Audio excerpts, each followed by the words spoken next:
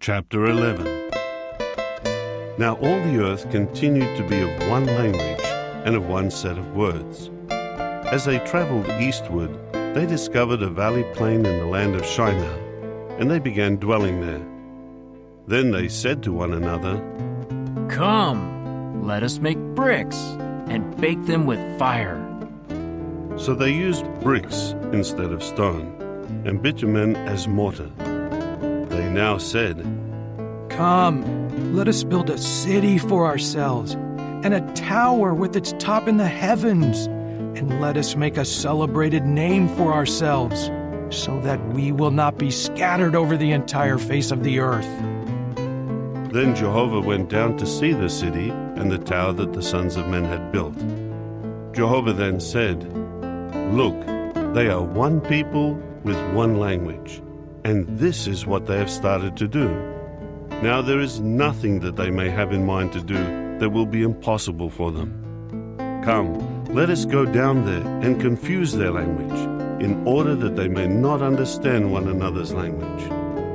So Jehovah scattered them from there over the entire face of the earth, and they gradually left off building the city. That is why it was named Baʹbel, because there Jehovah confused the language of all the earth, and Jehovah scattered them from there over the entire face of the earth. This is the history of Shem. Shem was 100 years old when he became father to Arpachshad, 2 years after the flood. After becoming father to Arpachshad, Shem continued to live 500 years, and he became father to sons and daughters. Arpachshad lived for 35 years, and then became father to Shiʹnar.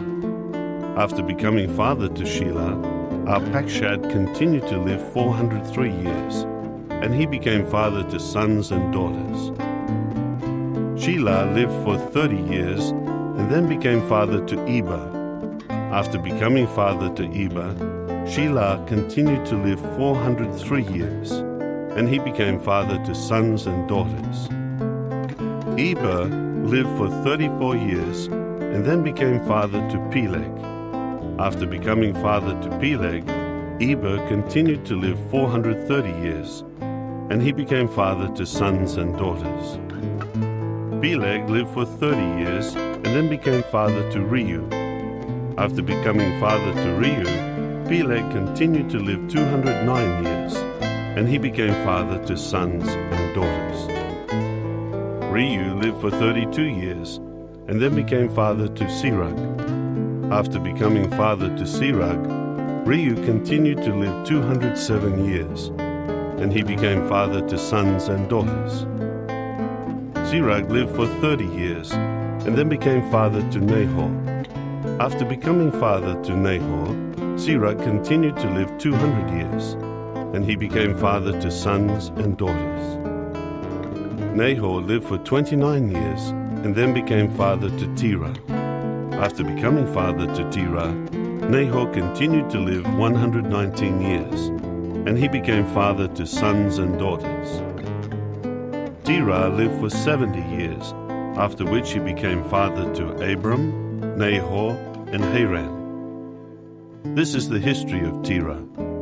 Terah became father to Abram, Nahor, and Haran became father to Lot. While his father Terah was still alive, Haran died in the land of his birth, in Ur of the Chaldeans. Abram and Nahor took wives for themselves. The name of Abram's wife was Sarai, and the name of Nahor's wife was Milcah, the daughter of Haran, the father of Milcah and Iscah. Now Sarai was barren; she had no child. Terah then took Abram his son, and Lot his grandson, the son of Haran, and Sarai his daughter-in-law, the wife of Abram his son, and they went with him out of Ur of the Chaldeans to go to the land of Canaan. In time they came to Haran and began dwelling there. The days of Terah were 205 years. Then Terah died in Haran.